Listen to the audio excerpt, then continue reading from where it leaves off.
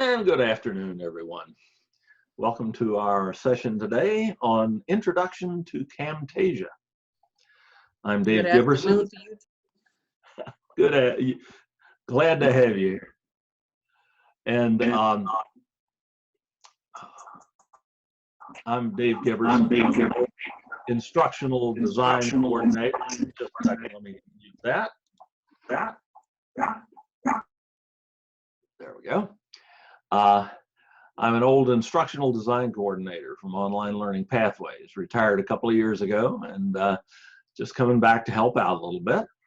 And screencasting is my thing. This is my favorite instructional technology technique and topic. I've been doing it since the very early 90s. With a variety of different combinations of hardware and software. And it's something I feel very passionately about. I think it's one of the most useful instructional technology techniques for online learning and web-enhanced learning that there is. It's easy to do and very time efficient and exceptionally powerful. And we talked about all that yesterday, those of you who were with me yesterday for the general introduction to screencasting. And there we looked at some free and very inexpensive tools that will allow you to record your screen with voiceover in full motion, which is a screencast. But we also just very briefly alluded to the tool that we're going to be talking about today, which is the Cadillac, the Lexus, the Maserati of screencasting tools, Camtasia, from a company called TechSmith. Camtasia, let me go ahead and share my screen here and make sure I share my sound. I'll need that. And let's see. Whoops, what did I do with my outline?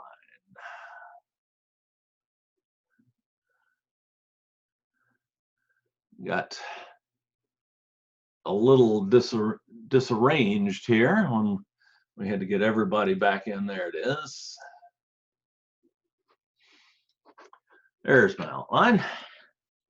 What you saw there for a minute was Camtasia. Well, I've got all that out of the way.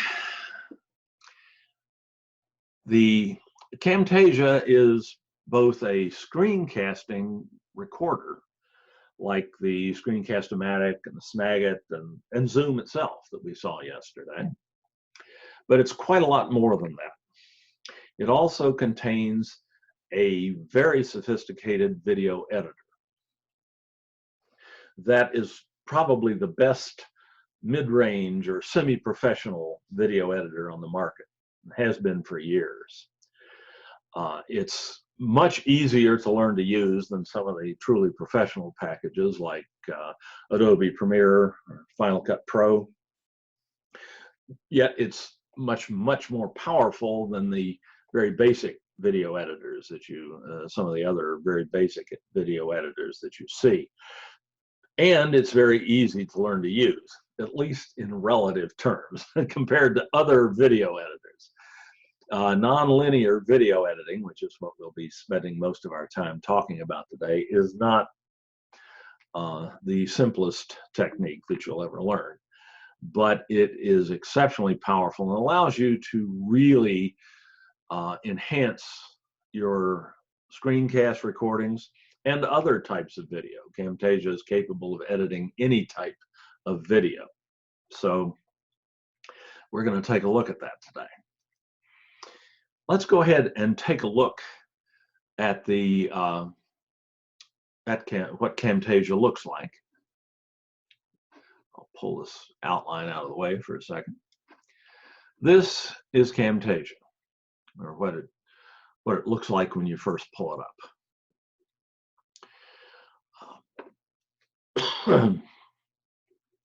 What we're interested in right off the bat is the Camtasia screencast recorder.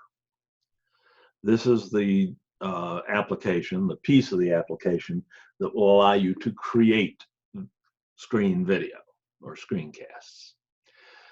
And the company that writes Camtasia, called TechSmith, started off back in the mid-90s as a company that specialized in creating intuitive user interfaces for other people's software.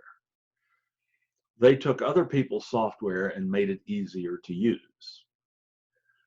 So when they decided to branch out and start creating their own software, and this is the first thing I know, the first one I know of, first package that they sold commercially that I'm aware of, they brought that interface design expertise to their first commercial offering, which was Camtasia.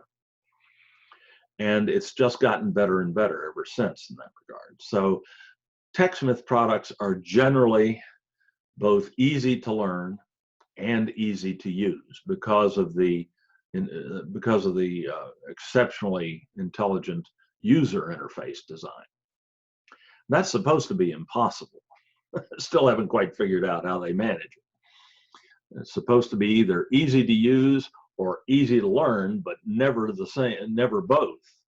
And Camtasia is one of the rare exceptions to that old rule about software.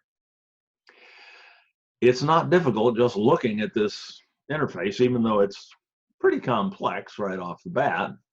It's not difficult to see how to record.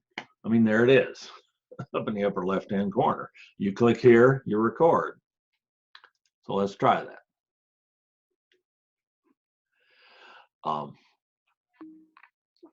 And when you click, Camtasia, the bulk of the Camtasia interface just vanishes. It minimizes itself. It's down here in my taskbar, but it's not showing right now.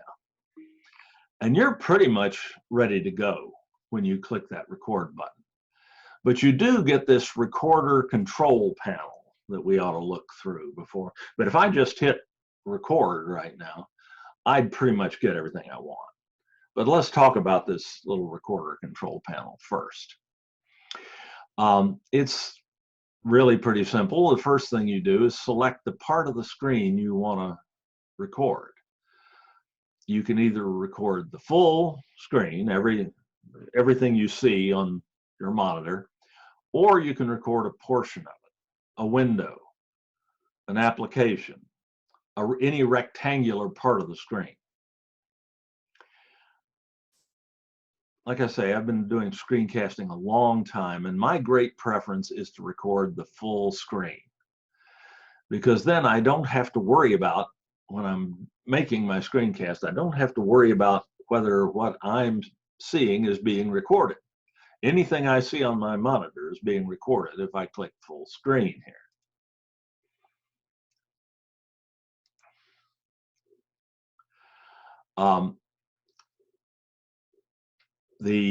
Sometimes that makes things a little cluttered or maybe a little less attractive, but it works every time. And I'm all about taking the simplest possible route through something that is could otherwise become complex. The other thing I can record, in addition to recording everything that happens on my screen here with the Camtasia Screencast Recorder, I can also, if I wish, record my webcam at the same time. With Camtasia, there's no real reason not to do that, because if you decide not to use that footage, you can just get rid of it later during editing. So I'm going to go ahead and turn that on. I do that by selecting, since this computer I'm on has more than one camera attached to it, I have to select the one I want to use. I'm going to use my main, well, normally I would use my main Pro webcam here, Logitech webcam, but that's in use right now by Zoom. So I'm going to pick this IPVO camera. And it didn't start it up. Let's try that again.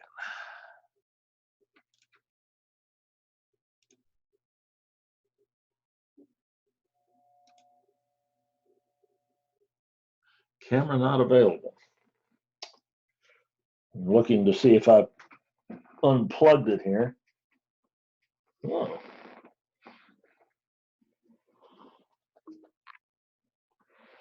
Sorry, bear with me a second.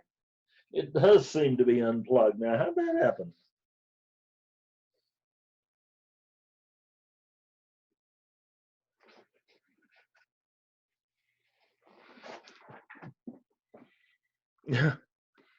Oh, no, it's not. Okay. It's going through a USB hub, and apparently Camtasia doesn't care for that. So I'm just going to leave that off. It's not an essential part of what we're talking about anyway, but you can record your webcam very easily if you're not also in a Zoom meeting at the same time. So this is not an issue you're likely to run into. You just click here to turn the webcam on, and normally it would just pop up here. You do almost certainly want to record audio.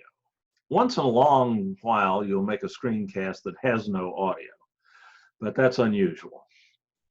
So normally you'll want audio on. You may have to pick the right microphone if you have multiple audio input devices, but normally Camtasia will find your default microphone, which in my case is in my webcam, so it's always there. With the Camtasia recorder, you can set your input sensitivity for your microphone just before you record so that you're sure you've got it set right. You don't want your microphone to be set to be too sensitive, because if it is, you're going to get distortion in the recorded voice. It's going to sound rough and the sound will tear a little bit and so on. So when you look at this record meter here, this audio meter, right to the right of the microphone icon here, as you're speaking, you don't want to see red. This thing, the further to the right it goes from green to yellow to orange to red. You don't ever want to see red, because red, it means something is happening called clipping, which really messes up your audio.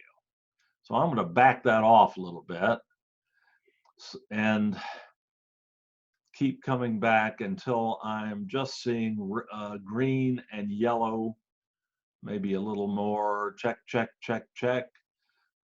Testing, testing, testing, testing. Okay, that's probably fine there. Don't want to record too hot. And of course, you don't want to record too low either, or your sound will be so low that it'll be difficult for people to hear. Okay, so I've told Camtasia I want to record the full screen, and I have told it I want to, and I've checked my audio level here, my microphone sensitivity, so everything's pretty good. Let's see. So what shall we record? Well, let's go to a Canvas course here. Not that one, that's somebody else's course. Let me go to this sandbox course here and go to quizzes. Let's say I'm going to make a quiz here. I'll just call it demo quiz. I'm not recording yet, as you may have noted. And I'm going to show you how to make a question. Specifically, I'll show you how to make a question type called the multiple drop-down that is particularly cool. It's a question type in Canvas that is, as far as I know, unique to Canvas. So before I hit record, I get my screen ready so that what I want to record is already up there and I don't have to fumble around getting it that way. That's the ideal anyway. And then I click record. my recorder application hides itself automatically, so I don't record that by accident. That's not something your students need to see. And the recording begins. It counts you down, as you saw there. And yes, I am recording and I'm talking. And this is not something I want to be part of the final recording, but that's not a problem in Camtasia, and I'll show you why. So let's start the screencast in earnest here. Take a deep breath, clear my throat. Creating multiple drop-down questions in a Canvas quiz. We're in the Questions tab for a Canvas quiz. To make a new question, I click the New Question button. And from the drop-down menu that selects question type, I'm going to choose multiple drop-downs. As with most Canvas questions, you get some, or question types, you get some basic information about how to create this question. And we'll just use their example here. The question will be, roses are what color? Well, if I want Canvas to ask me what color roses are, I create what's called a category or a variable here, a reference word.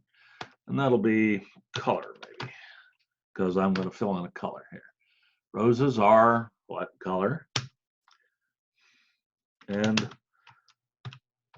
violets, I could spell violets, are another color. Call that color 2. I could call these variables anything. These are going to be replaced by possible answers that I select. So I've got 2 variables. I could have more if I wanted, or I could just have 1. So this is a kind of a select the answer for the blank in the question.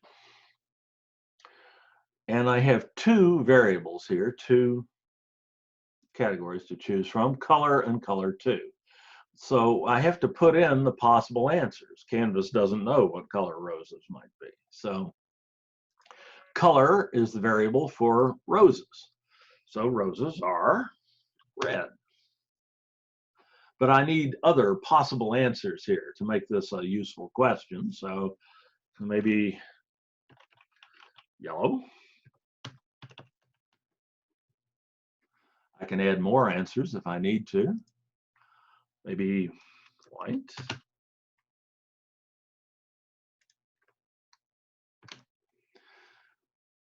And maybe, wait a minute, roses can be any of those colors, right? So this is the perfect opportunity for my favorite multiple choice answer, all of the above. My students learned many years ago that if one of my multiple choice questions had a possible answer of all of the above, that about 70% of the time that was the answer. Okay, but I do need to tell Canvas that. It's not smart enough to know that. So I need to tell Canvas that's the correct answer for this particular variable. And I just do that by clicking right in this column right here, opposite that answer. Okay, so I've got this multiple drop down done. Now I go to the other one. And violets are blue. Well, I don't have to put the right one in right off the bat, do I? Violets are black or white or blue. Oop. Didn't quite get down there. Blue. Or they might be Chartreuse. Did I spell that right? I don't know. It'll do. All right. So I've done that. And of course, the correct answer here is blue, at least according to the rhyme. So now if I update that question, this is what I see. But if let's save this before I lose it and preview it. Now, roses are all the above.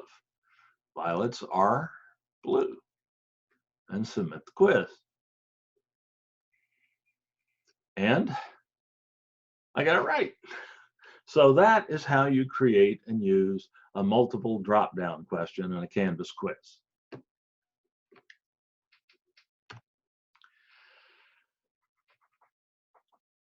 Now I can talk to you, and I'm not recording, and you didn't see me do anything. I could have brought my Camtasia recorder bar back up here and paused my recording. But if I'd done that, this bar would have appeared in the video. I didn't want to do that. So there are a bunch of keyboard shortcuts you can use in Camtasia, both when you're recording and when you're editing.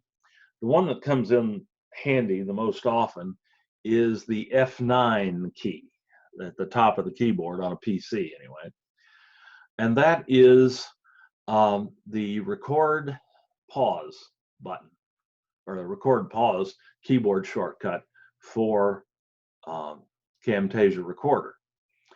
If you're very often when you're in the middle of a recording like that, you'll have a brain freeze, or you'll just lose situational awareness, and you'll need a second to regain your composure. Happens to everybody. Sure, still happens to me. And like I say, I've been doing this for way over 20 years. So the F9 key with the Camtasia Recorder is always handy. You can punch F9 to stop recording, or pause recording, so that Camtasia is not looking at me. And then if I punch F9 again, that disappears. But let me show you what he said. It should start up again. Okay. Doesn't seem to be doing that. Let's try resume. Oh my gosh. I appear to be locked up. Not quite sure why that's happening. Can't even stop it from here. That's curious. And the duration is set to 0, so this never started recording. What did I do? Shoot. That's not good. Well, let's just close this and see what's going on.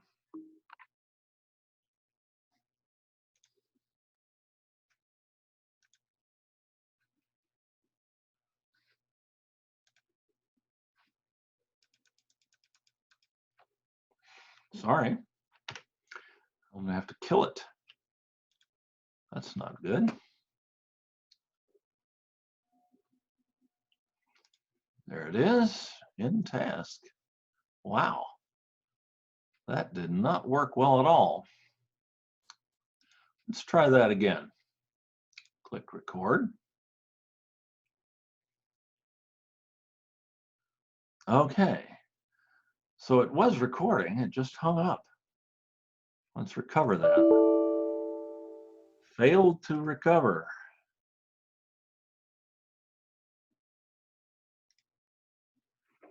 Okay. Let's try this just briefly again. Record. 2, 1. All right, that's what we expect. Now, if we bring up the recorder again, we should see it. This is what we should see.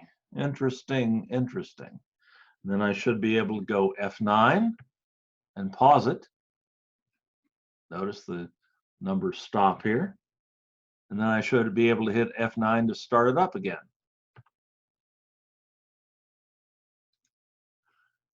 And it's working now.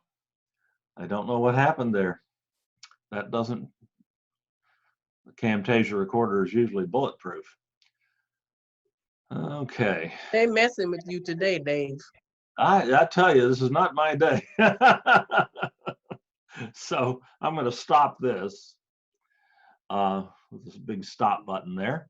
And if I go back to Camtasia itself, well, I've got this recording. Oh my gosh. Well, here's the one I recorded a minute ago. It did record and it dropped it into Camtasia like it was supposed to, but it didn't look like it did. Well, I suppose that's a good thing because we can continue on from this point, but that's not the sort of thing you usually see happen. I don't know why that happened. So let's check it. All right, that's what we expect. Now, if we bring up the recorder again, we should see it. Oh no, this is what we should see.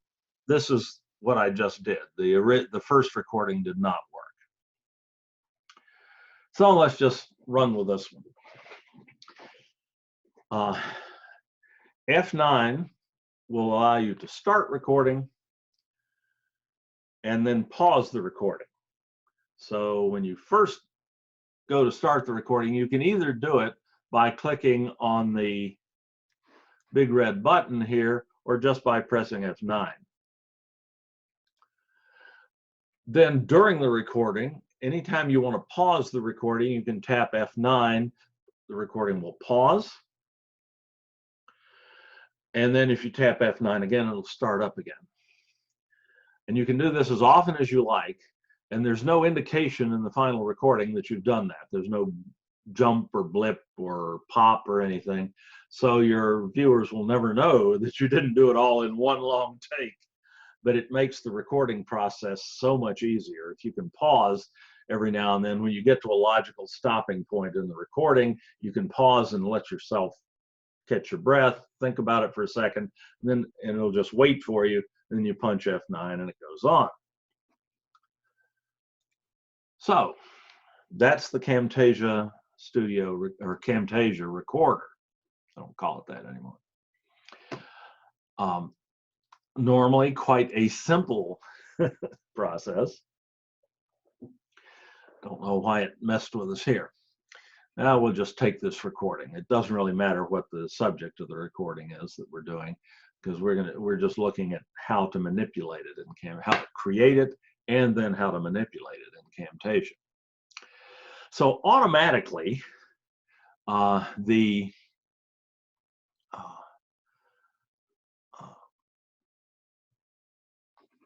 recording is brought into the Camtasia Editor.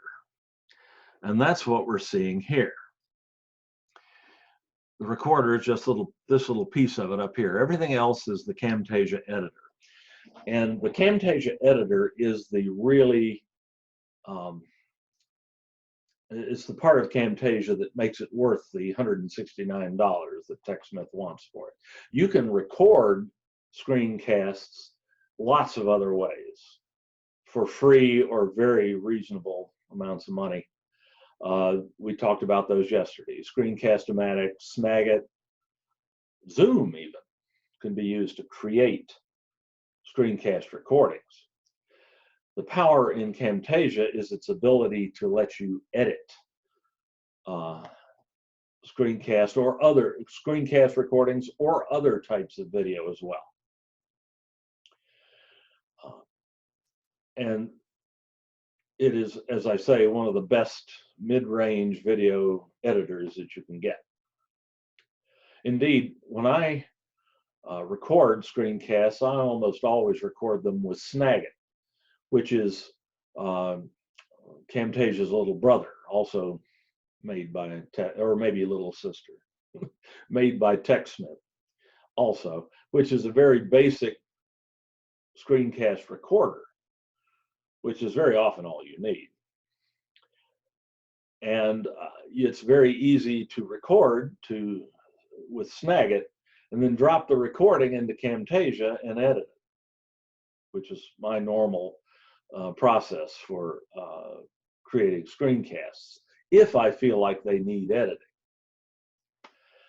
So here we've got, but this is something we've recorded in Camtasia Studio itself, or Camtasia.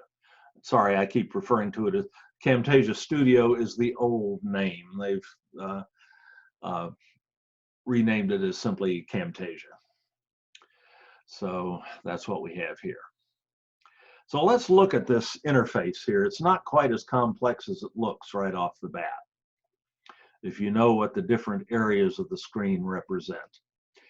On the very left here are different tools that you will use in the editor, different ways of adding mostly special effects to your video. We'll get into some of these in a minute. But the first thing you really have to be concerned with is something called the media bin.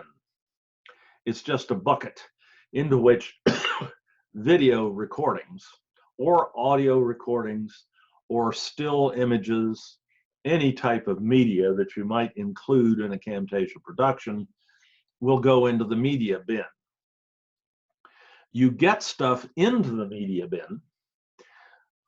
Well, the easiest way to get something into the media bin is what we just did. You record something using the Camtasia recorder, and it automatically gets dropped into the media bin.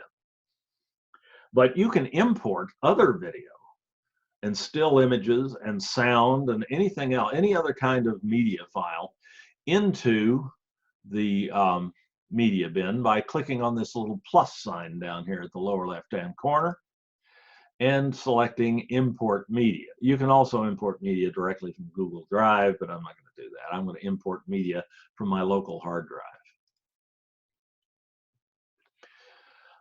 because I don't keep media up on Google Drive. It's too expensive to buy the storage. So when I click that button, Camtasia opens up a Windows Explorer window on the PC or a Finder window on the Mac. There's a version of Camtasia for the Mac as well. It operates essentially identically to the one we're looking at, which is the PC version.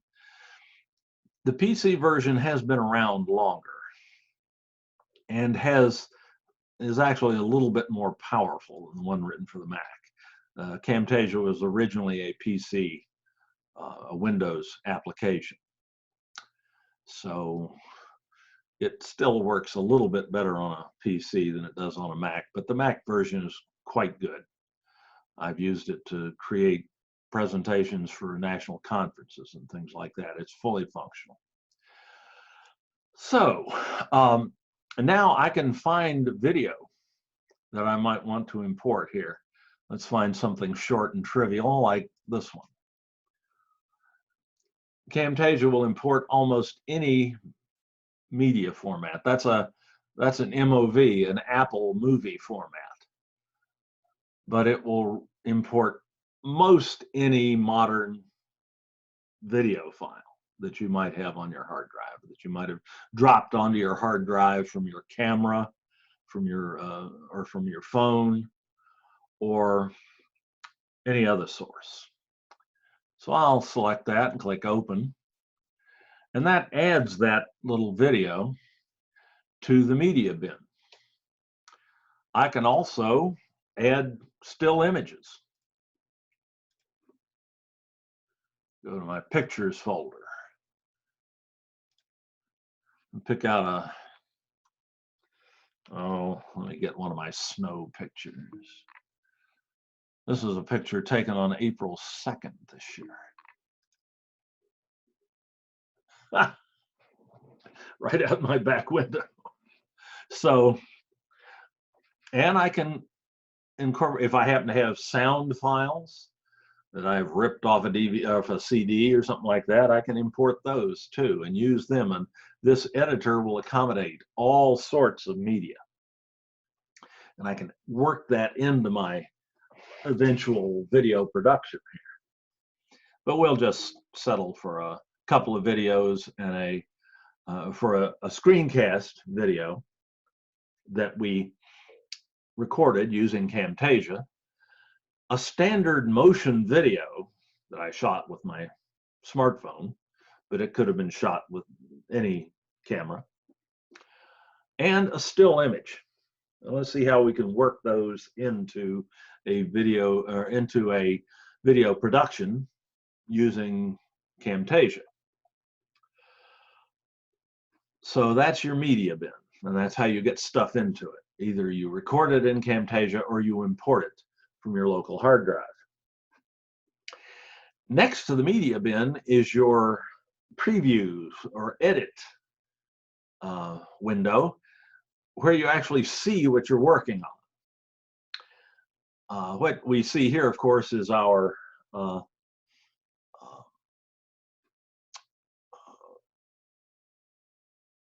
screen recording that we just did a little while ago. You can play it by clicking on the playback. All right, that's what we expect. Now, if we bring up the recorder again, we should see it. This is what we should see. Interesting, interesting. So we can ascertain that we did record something, and we can see the recording, and we can view the sound or hear the sound.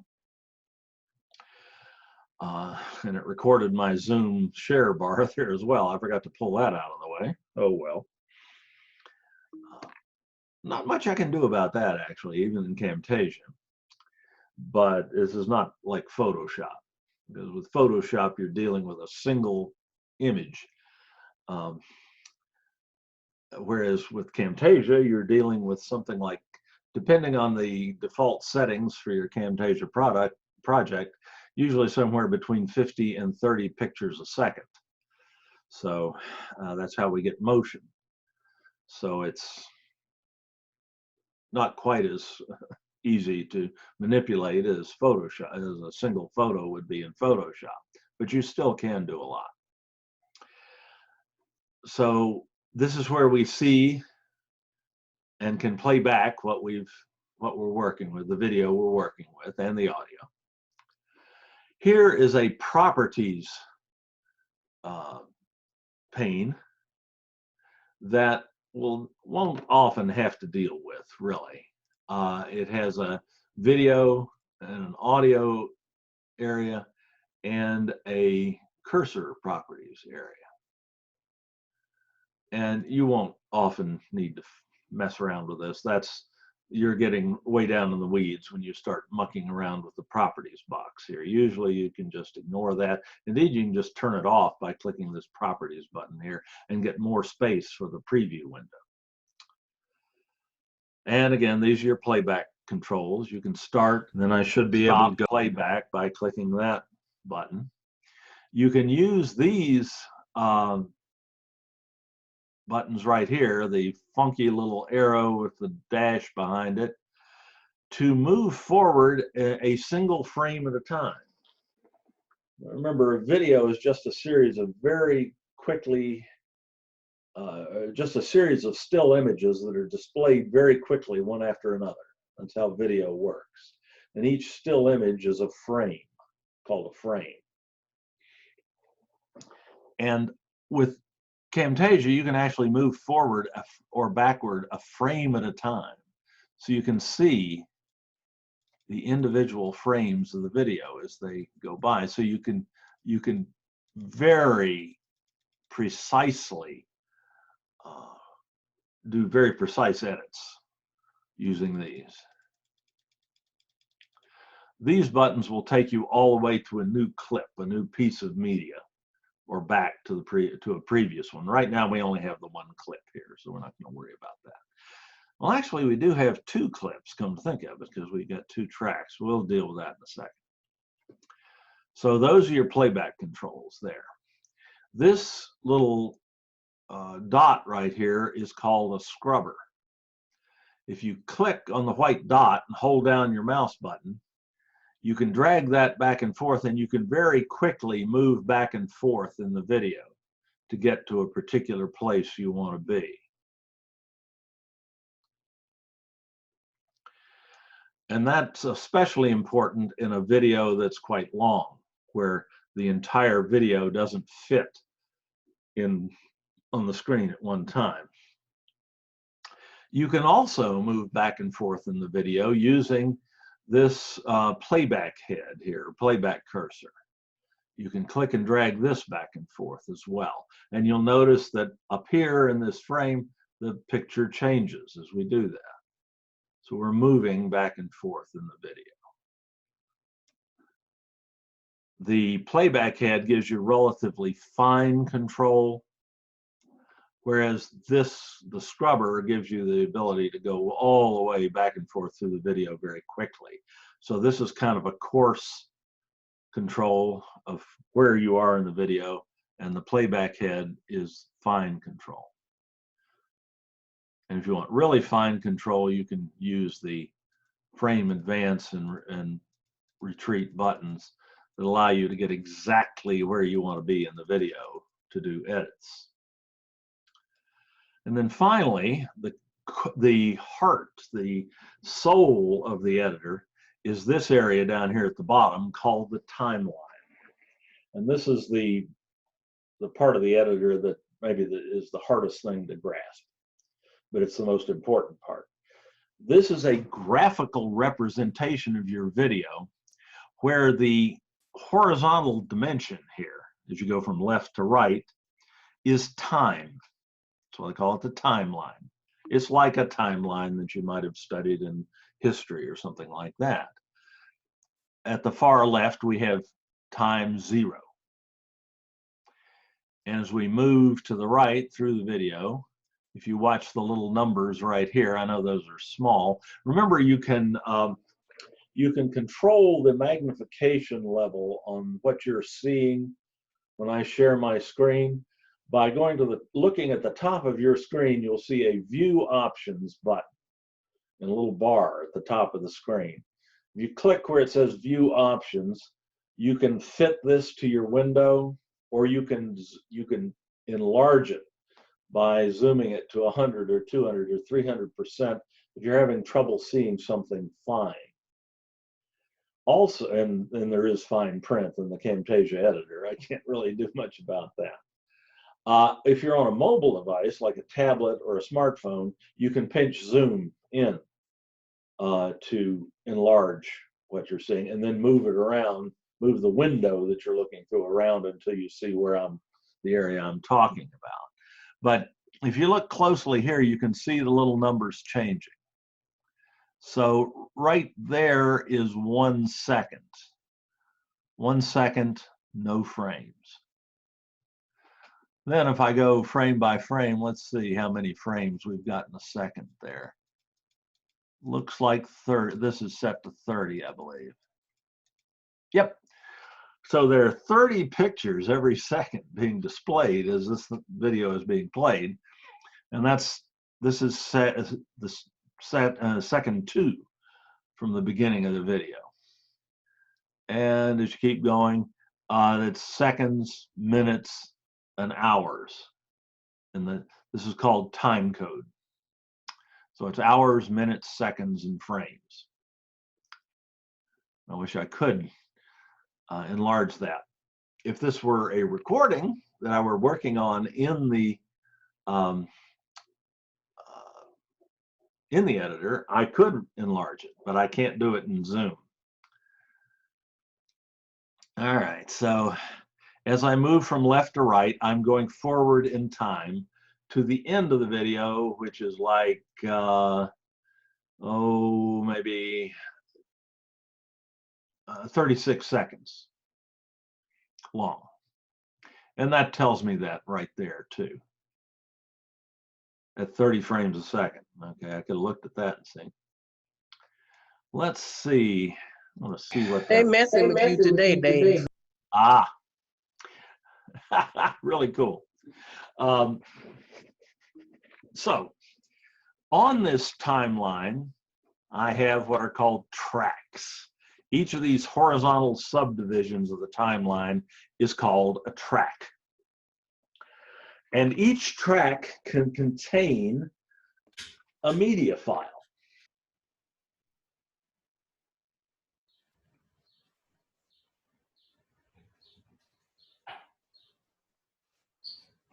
There I am. I'm sorry, Zoom just glitched and it restarted it. I'm going to have to redo my screen share here. it started the recording again, so I'll have 2 recordings today instead of 1, but that's okay. I can clean all that up in Camtasia later, as we'll see here as we go along.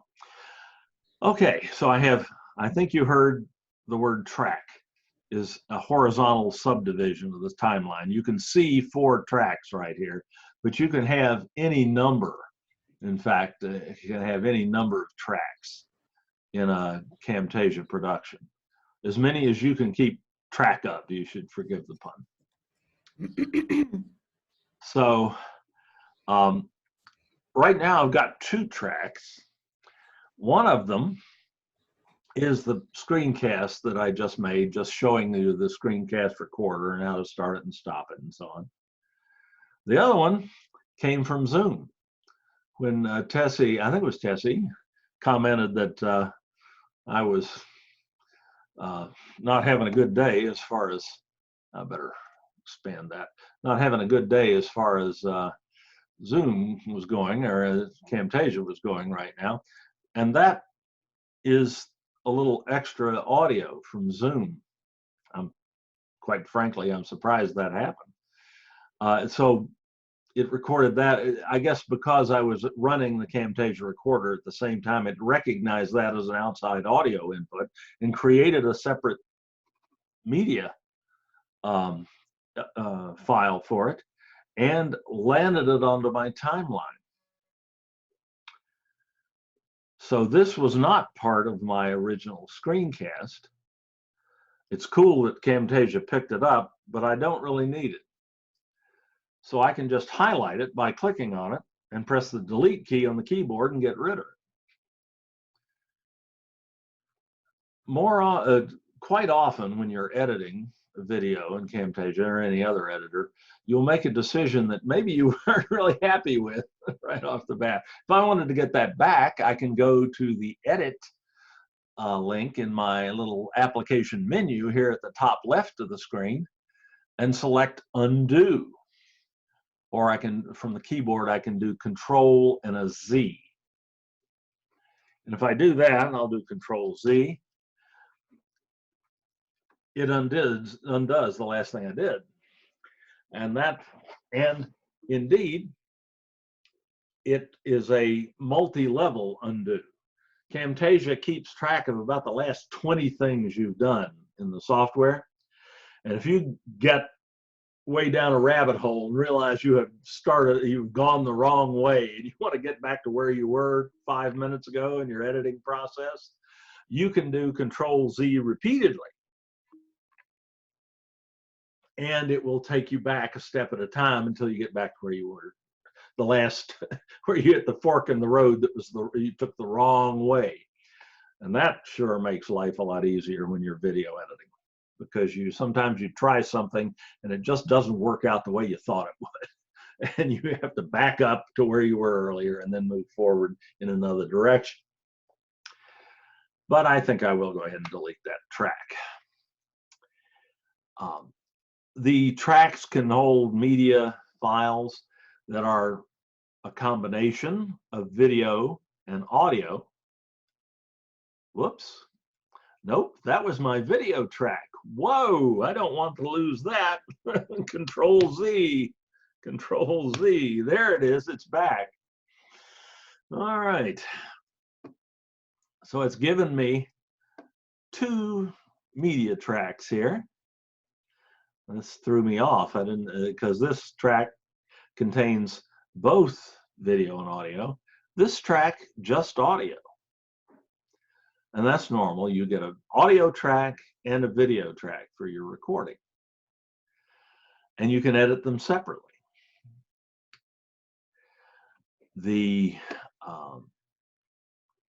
And you can add other media to this as well. I can drop my still image onto one of these tracks. I do that just with a click and drag from the media bin here. And there's my still image. Let's see what happens when I play that. All right, that's what we expect. Now, if we bring up the recorder again, we should see it. This is what we should see. Interesting, interesting. That's an example of what's called compositing.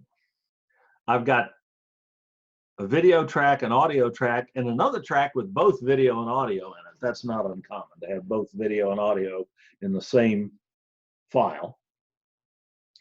And I can play everything at one time. And the video that is highest up in the track stack here, in the stack of the pile of tracks, is the one that you actually see. And you say, well, that doesn't look very useful. Well, watch this. This is more than just a preview window. It's also a way that you can manipulate the video. So I'll click that corner. Watch what I can do here. I can uncover the video underneath. And now you get an idea of what I mean by compositing. It's playing both videos at the same time. Originally, this one was the same size. This one was the same size as this one, so it completely overlaid it. But I can just like do a picture-in-picture and put it up here in a corner and play it. You've seen that on the evening news, right? It's very simple to do in post-production in Camtasia, again called compositing. You just put more than one video on a track, and the higher the track, the upper tracks overlay or sit on top of the lower tracks. So this video with the lawnmower sits on top of that one. This track has some audio in it, so does this. So I hear the audio from both tracks. This is what we should see. Interesting, interesting. And then I should be able to go F9. And it's working now. I don't know. Video, picture in picture. Very easy to create using the Camtasia Editor. You can stack videos way up on top of one another. I've seen people have 20 or 30 videos playing in the same video at the same time, putting them in little windows and running them next to one another across the screen. But that's sort of an advanced technique. Normally, I would do something with this track, like put it at the end of the video. And indeed, this is how you can knit two videos together. Just drag that out here and put it at the end of this one. There I've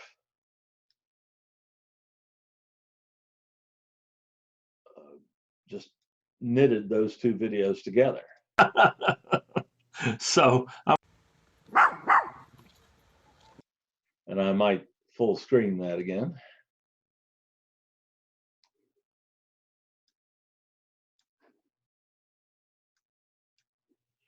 I can change the size, display size for a video very easily. So that's how you add two videos together. You just put them one after the other on a track in the timeline. Actually, they don't even have to be on the same track. I could put this one up here and work the same way. So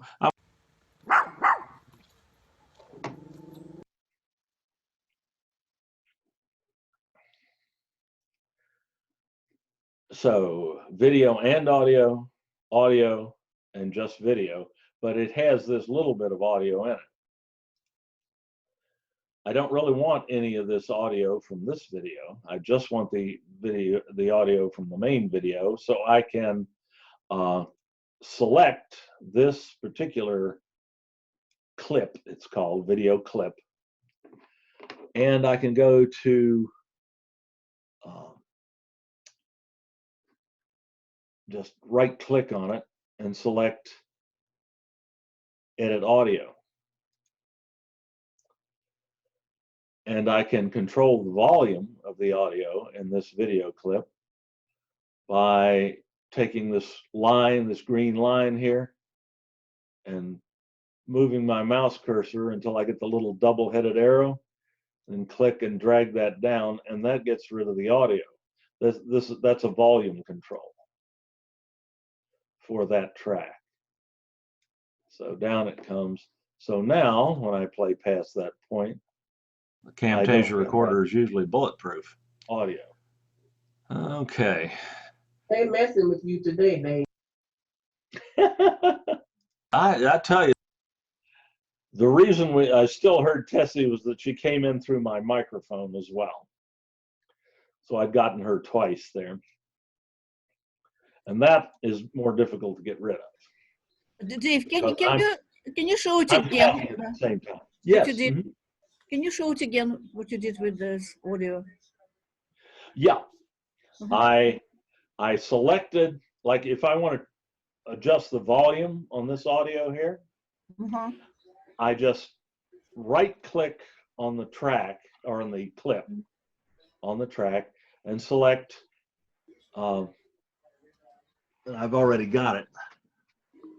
You're not seeing it here because I've already selected it. But can you just name it? What's there we go. I just did edit audio. Okay. Edit audio. I right clicked on the clip and I did edit audio. And then I was able to then bring the audio up and down. And you can see the audio waveform, the peaks. So you get an idea of how loud it is or where the audio is on the timeline by that. So I can take that out completely. Or I could have just right-clicked and selected silence audio, which would have done the same thing, taken the volume down to nothing. If I want to edit the audio in this clip, I can just right-click, and if I want to change the volume, I can right-click and then bring this up and down a little bit. Typically, you don't want the highest peaks hitting the top of the track. That can cause what's called clipping. It knocks the top of the peaks off and makes the audio sound bad. So you don't want your peak, like here, I've got some peaks hitting the top of the track. I don't want them to do that. I want to bring them down a little bit. So that helps you keep your audio easier to listen to. And there are other audio editing features we'll take a look at in a minute too. So, I've got several clips, and each one of these outlined rectangles here is called a clip. They can be audio or video or both, or they can be a still image, which I thought I put one in here.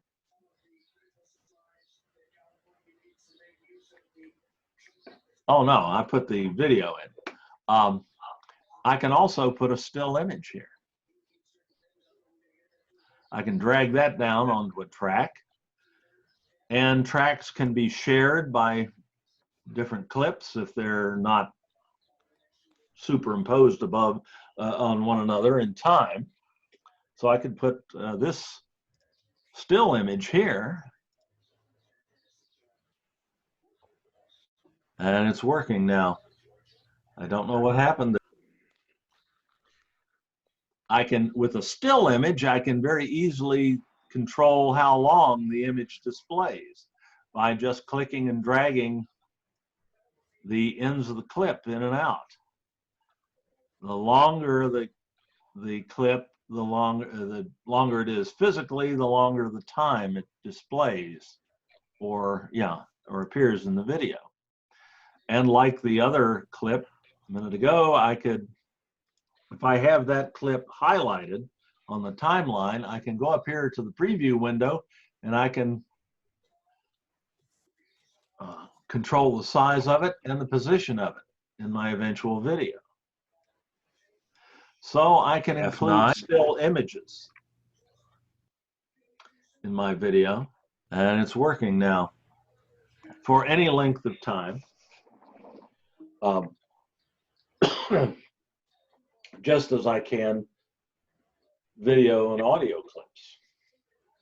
So you can put on these tracks in the timeline, you can put audio and video, just video, still images, just audio. Yes, Adamo. What is the highlighting tool? What do you do to highlight a given section?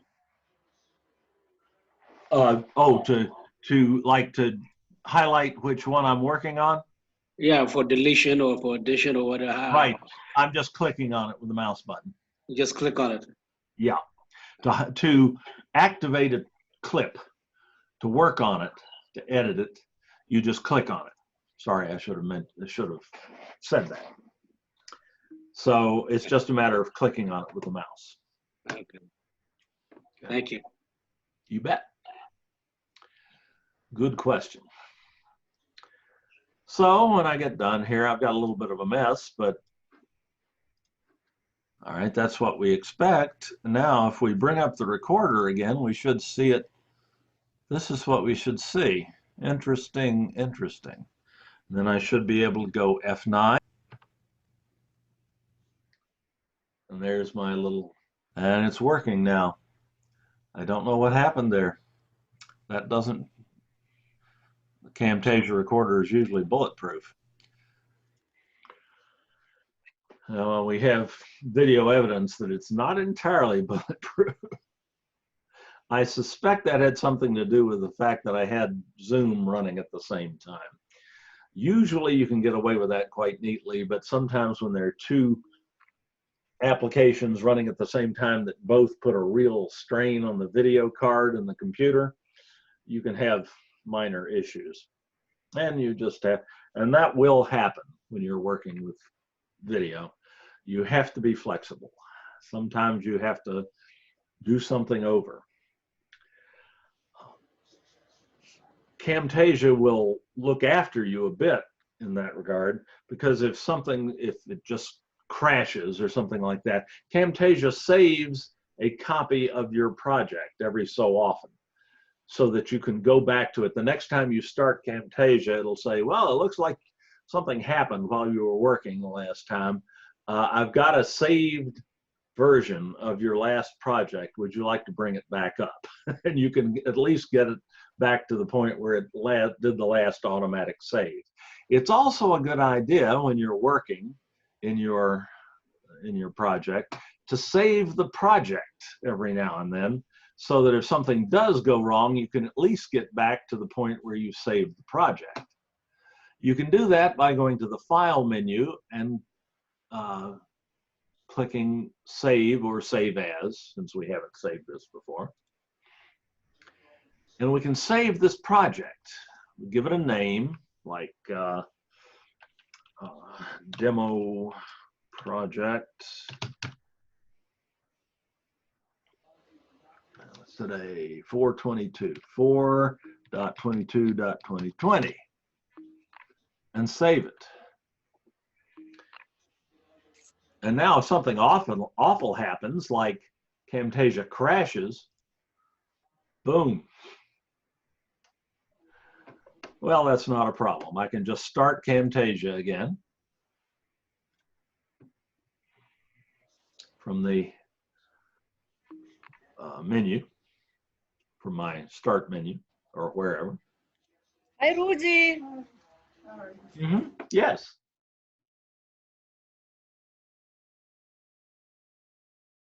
Sorry. Okay, and when Camtasia, and it does take, I don't want to do this too many times because it does take a minute for Camtasia to come back up. It's a large application. And it does, if something, this is not software that you'll be running on a Chromebook or an exceptionally low-end laptop or something like that. It requires a significant amount of power to run. I'd say probably at least the equivalent of an Intel i5 chip and at least 4 to 8 megabytes of, or gigabytes of RAM. Okay, and I'm going to, my last project crashed, so I'm going to open a project. And in fact, here's my recent projects list here. That's the one I just saved. So I can just click on that and click Open Project. Well, that's not what I meant to do. Come on. I can just double click that one. And now watch what happens. And I'm right back where I was before Camtasia, before I closed the Camtasia window unceremoniously, or my computer gorked and I had to reboot it. And that will happen with Camtasia sometimes. This software uses, as I said, a lot of computer resources. And every now and then it will crash Windows or the Mac OS. And you just have to pull your project back up and continue on. So you want to save your project periodically, especially if you've just done a bunch of work on it. And you want to, you don't want to be running too many other applications at the same time that you're running Camtasia. I have to be running Zoom or I wouldn't be talking to you all. But it is putting a strain even on this machine, which is a fairly recent generation Intel i7 quad-core chip. Actually, I think this one may be a 6-core with 16 gigs of RAM, which is not an extremely powerful machine by today's standards, but it's not a $200 computer either. And it still has issues with Camtasia sometimes if you run other applications with it. And every time I do a project in Camtasia and I finish it, I usually close Camtasia and then reboot the computer to make sure I get all my resources back and so on. This is an amazingly complex application under the hood. Not complex to use, but it does use a lot of system resources, and sometimes it doesn't play well with others. So you probably want to reboot in between Camtasia projects. All right, so we've got our basic little Camtasia project here. Then we've illustrated a lot of different stuff. Let's see. Let's take a look at our outline here and see what I'm doing. We've recorded a screencast. We've looked at the media bin and at the various parts of the editing interface. That's probably the most important part of the session right now. Now let's do some basic editing in addition to what we've already done. The first thing you often do with a screencast recording is called trimming. Very often there'll be a little bit of stuff at the beginning of the clip and a little bit of stuff at the end that you don't need. You might be talking or something like that before you actually start your narration, or you might be setting something up and you want to keep the clip concise, so you don't want that extra stuff at the end of the clip, like at either end of the clip. Like, I tell you, this is not my day.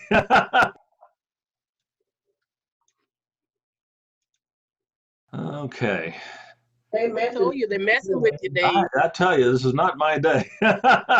Okay, that last bit is definitely not something I'd probably want in my final recording, where I'm admitting that it's just not my day.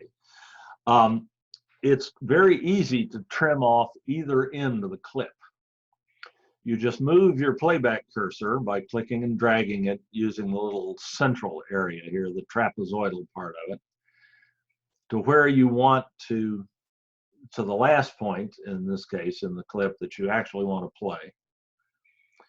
And then you use the little ears here, the green and the red squares on either side of the playback cursor. Those are called, that's called an in point and an out point on the editor. If you click that little red one in this case and drag it out to the right, you can select a portion of the video that you want to do something with. You can preview that section just in case, just to be sure you got the right part of the clip. They messing with you today, Dave. I tell you, this is not my day. So, all right, that's what I want to get rid of. Then getting rid of it is exceptionally simple. I just right-click or control-click on the Mac on that blue area and select Cut. I could copy it to use later, but I don't want to use that. I just cut it.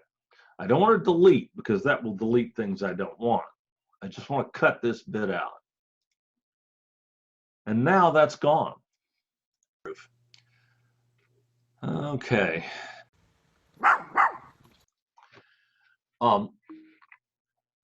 A word about how editing works in a nonlinear editor. This is what happens here is called non-destructive editing. I didn't actually remove that chunk of video and audio from this clip up here, this file that we recorded originally. It's still in there. I just told the Camtasia Editor not to play it and not to use it henceforth. Indeed, I can just edit undo and bring it back. So it's not actually gone, it's just hidden, if you were. And Camtasia is not going to use it unless you tell it to later. So if you make a mistake while editing, you can always recover from it, get back to where you were, and move forward again, as I mentioned earlier. It's not uncommon to trim off the beginning of a clip either. All right, that's what we expect. Now, if we, like you can see on the timeline down here, that there's a little bit of silence before I start speaking. I can get rid of that as well, the same way I did before by clicking on the red, moving my playback head, my edit cursor, all the way to the beginning of the track at time 0, and then dragging this over just to where I start to speak, and then right click and cut. All right, that's what we expect. So there's no delay between hitting play and me starting to talk. Indeed, if there's a section in the middle of the clip, and this is my, if I'm recording and I suddenly lose focus for a second and I don't speak for a second and don't do anything on the screen, and then it hits me and I move on, but there's a little bit of empty time there, empty video and audio that's not doing any good. And I can take that out as well. You don't have to cut just the ends of the clip. So I can see from about here, where that goes away, to here, there's really not much going on the screen. I'm moving that cursor, but I'm not saying anything. So I can take this out too, and I can tighten up the video a little bit. Right click and cut. Then I should be able to go F9. And it's working now. That's also how you can take something out of the middle of, say, a Zoom recording that you just as soon not have people hear or see. Something goes wrong, or perhaps you use one of George Carlin's 7 dirty words and don't want to have that recorded and available to your students. You can cut that out. And that's one of the most common things you might do, say, with a Zoom, editing a Zoom recording. The other most common thing is, let's see if I've got it here. And it's working now. I don't know what happened there. That doesn't, the Camtasia recorder is usually bulletproof. Okay. Surely I did that somewhere. Just say I'm looking for a All right, that's what we expect. Now, if we bring up the recorder again, we should see it. This is what we should see. Interesting, interesting. And then I should be able to go F9. Well, darn it, I can't believe I didn't do it anywhere in this brief recording. But my great curse when I'm recording or when I'm doing a Zoom session live is this. Let me do another recording. See if it works this time. And what do I want to record? Maybe my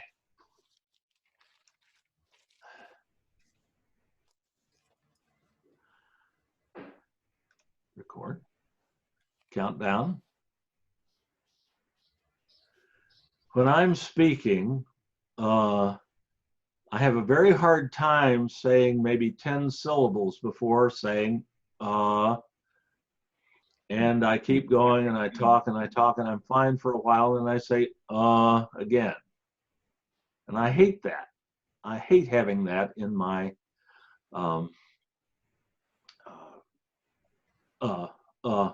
recording. With Camtasia, I can easily get rid of it. I'm going to stop this recording with an F10. We'll stop the recording. We'll bring the Camtasia recorder back up. And here's the new recording I just made. So you can record in a Camtasia project multiple times.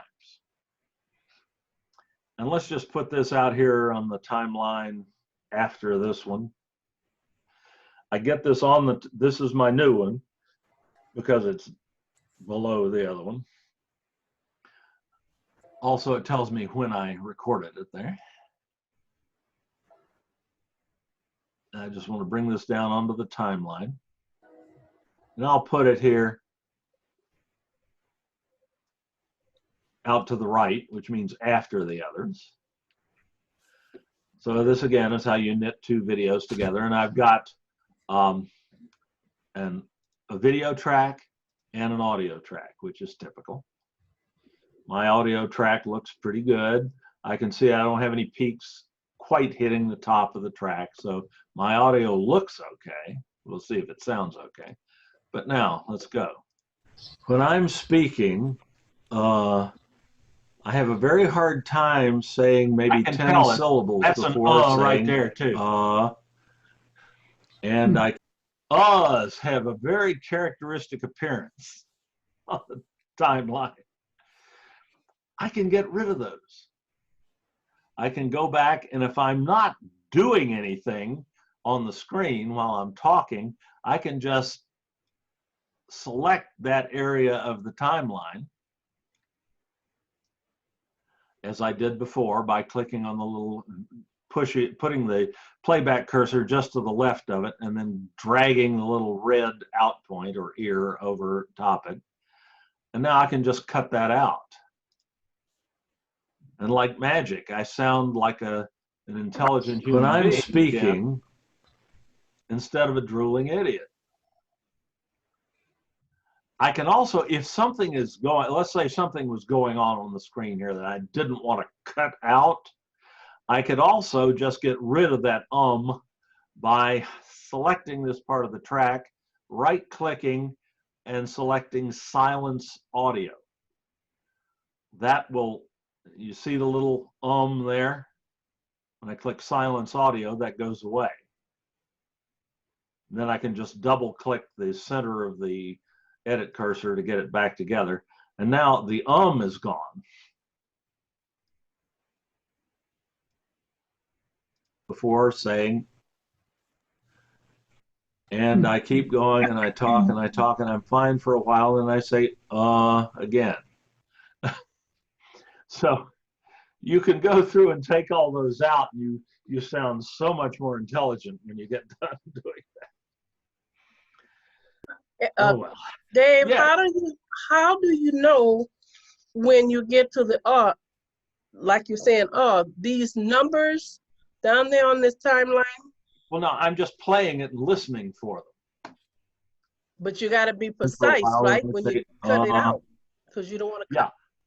yeah, I can, if I just watch the timeline and play and listen, and I keep going and I talk and I talk and I'm fine for a while and I say, again. Okay, I know it's right there. Okay. It's got to be one of those peaks. Mm-hmm. I can check it Oh. by highlighting it and playing it. Okay. Now you're talking about the peaks down here in the Timeline. Yeah, this is your yes, audio okay. waveform. And so you Yes, can actually okay. see your audio. Yes, And you okay. see when you were speaking, and also I know from long experience that's what an looks like. But you don't have to know that. You just have to hear it and then back up a little bit and select it and play it. Mm-hmm. And that's it. So now I can right click and silence that, and that takes the out. I actually spend more time doing that than anything else. When I'm recording a fairly short screencast, I'll go through and I'll take the uhs out, just because I don't want to sound like a drooling idiot. But it doesn't really affect the instructional value of it. It's just a vanity thing. Obviously, this level of editing is not something you can really do with something like a Zoom recording that's 2 hours long. Camtasia will allow you to, if you want to. It'll handle a 2-hour recording just fine, but it's not worth your time. What you can do is go in and let's say something appeared on your screen during a Zoom recording that really shouldn't be shared with anybody outside that meeting. You'd like to make like that didn't happen. Then you can go in and you can cut that bit out, as I've showed you how to do. So if you can do that much with the Camtasia Editor, you can do a lot. You can stick videos together and play them as if they were one long video. You can you can clean up the sound. You can adjust your sound volume. You can add videos within videos. You can even do what are called insert edits.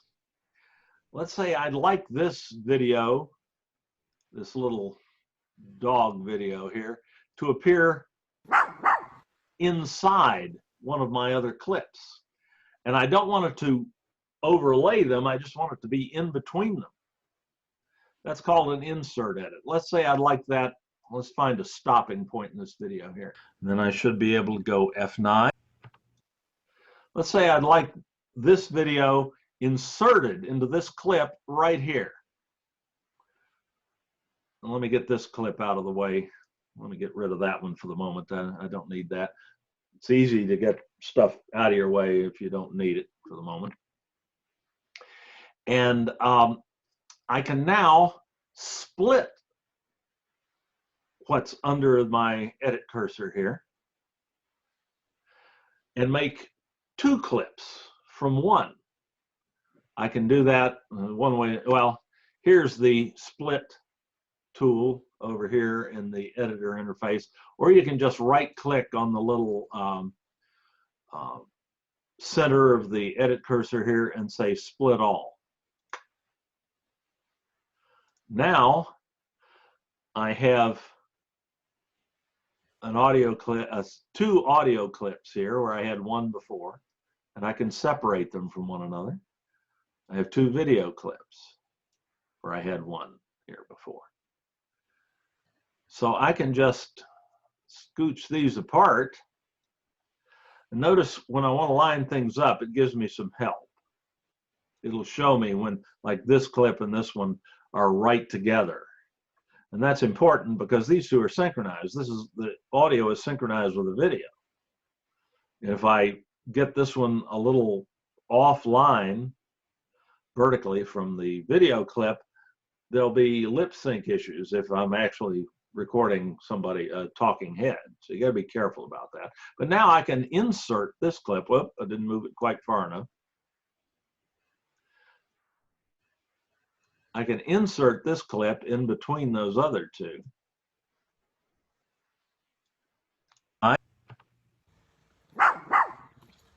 You can also insert the picture, yes?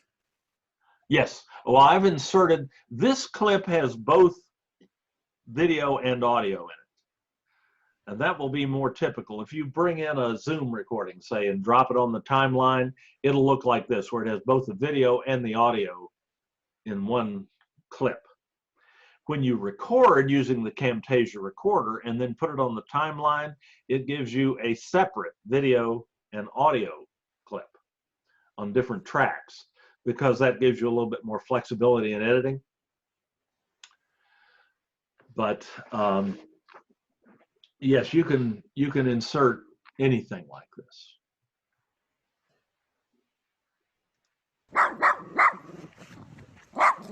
And then it'll pick up playing just where it was before. And it's working now. And that's called an insert edit.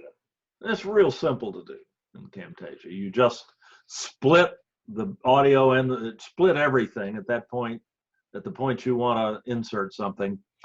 Drag the other clips, the right-hand part of the clips, the later part of the clips out of the way, and then just drag your whatever you want to insert in between them. So if quite often I'll be making a tutorial and I'll forget to do something in the middle of the tutorial. Well, it's not written in stone. I can just find out, I can just go to the place where that information should have been covered, and I can split the recording clip that I originally made, drag it out of the way, record what I should have said, and I didn't say the first time, and what it showed, you know, record both video and audio, and insert that into the other clip. And if I'm lucky and I do it smoothly enough with a little practice, they can't ever tell that I did it.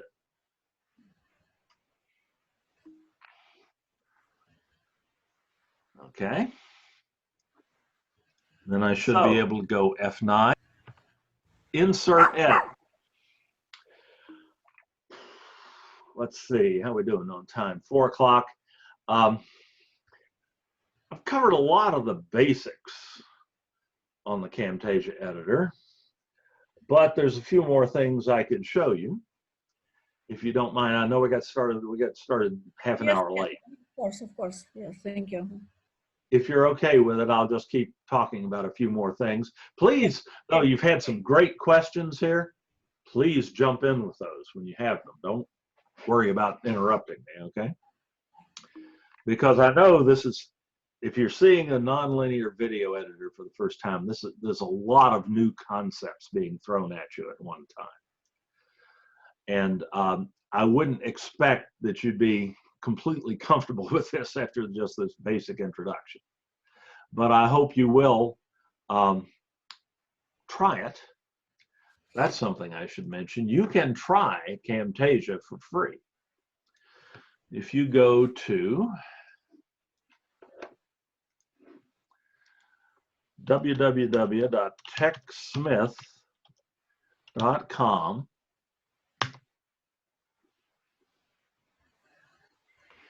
go to Products, Camtasia. You can download a free trial. And it basically has all the capabilities of the paid software. You just can't publish anything you can use. So they'll let you try out the software and do all the edits and things like that and tinker with it and record stuff, but it won't let you share it with people. So, and I think it works for 30 days or something like that. So if you want to try Camtasia, you can start right after the seminar today. Just click free trial and just click Windows Download and just start playing with it. And you can buy from them, yes? Oh, you can buy it as well. Let me back up one there.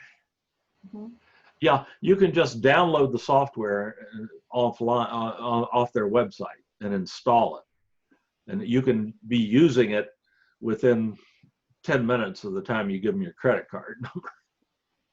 I'll be right with you, Adam. Thank you. And if I go to pricing, be sure to click education. There's your $169 price. And you just click buy now. And all they require for verification that you're an educator is an EDU email account. So you give them your district email account and they'll it's all they've ever asked me for anyway. And then you can get this price, which as you see is quite a discount off the retail price. And you just buy it, download it, install it, and start using it. You don't have to wait for them to mail you a CD or anything like that. Oh, wonderful. Yeah. Oh, yeah, it's very cool. All right. Excuse me. Let me see. Other useful things that I use a lot in the editor. Annotations. So-called callouts are special effects that you can overlay on your video. For instance, all right, that's what we expect. Now, if we bring up the recorder again, okay, and that recorder comes up. Maybe I'd like to identify that as the Camtasia relay or Camtasia recorder. I can do something like this. I can pick one of these overlays, callouts as they're called, like, oh, probably the rectangle is good. Click and drag that and drag it over onto the timeline. Or, excuse me, over onto the preview window. This is a lot more than just a playback window, as you're beginning to see. This is an integral part of the editor.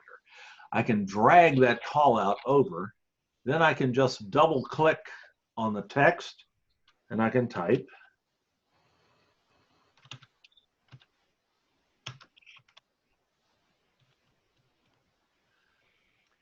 And notice it adjusted the font automatically so it would fit.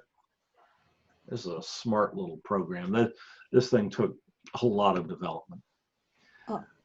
Dave, I can't see where did you drag it from? Dragged it from over here. This one right here. No, above. What's the title of all of them? Call outs. What?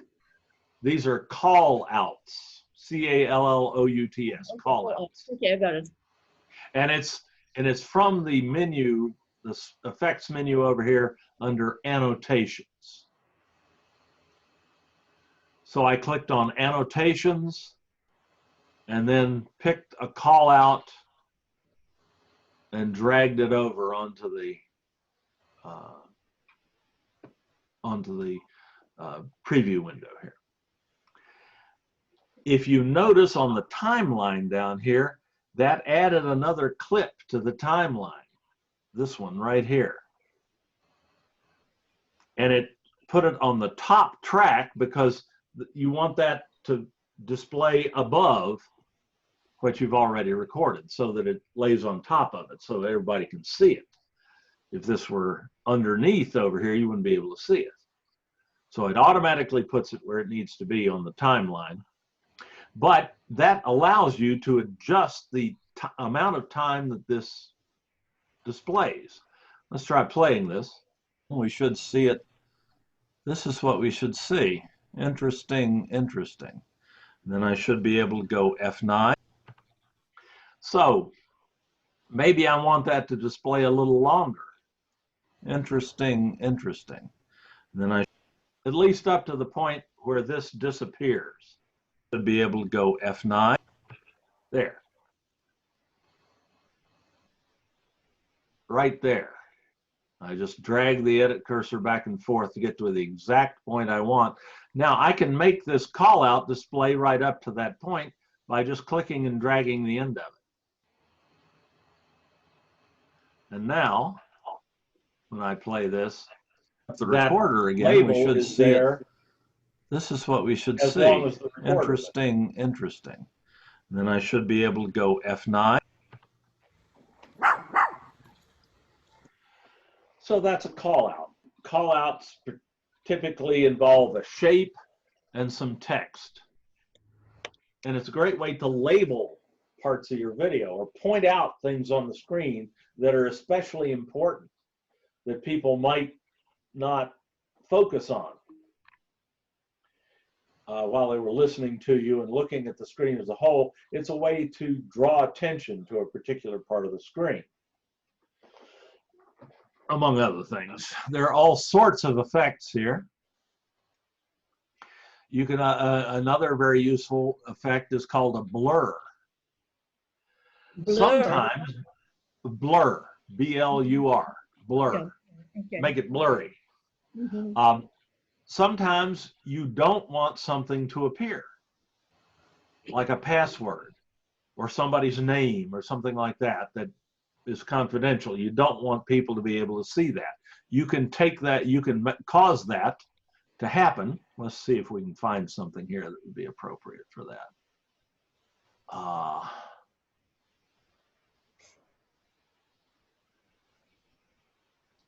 Let's say I don't want anybody to know who I am. That's a little, it's hard to see, but that's a little picture of me up there. That'll be easier to see when we produce the thing. But let's say I'd like not to be visible here. I can, and I can go right back to the beginning here, and I can take a blur highlight or blur annotation and drag it over onto the timeline. Notice what it does? Blurs out whatever it sits over top of. So I just bring it up here to the upper right and I make it smaller by shrinking it using the handles on the corners. And then I can move it and I can make that part of the screen blurred out. So nobody can see who I am. That's what we expect. Now, if we bring up the recorder again, we should see it until it goes away. Well, I can just drag this over and see how long that thing I don't want them to see is on the screen, right up to this point, I guess. So I can just extend the blur by clicking and dragging it all the way out. And now, hopefully, if I've done it right, F9. See, I stopped it a little too soon. I need to drag it out a little further. Then I should be able to go F9. Nailed it that time. Editing's like that. There's a lot of trial and error. You try something, it doesn't play it, doesn't look quite right. You adjust it, play it again, and keep tinkering with it until you get it looking the way you want. Dave, can you put this blur to your dog to see how it works? Yeah, there's one problem with that. Oh. The dog is moving. Oh. So I could blur him right there. Okay. But then I'm panning the camera and the dog is moving. So keeping up with him would be very difficult in this case. Okay. But an interesting idea. Adamu, yes. I'm going to take you back to what you were saying about pricing.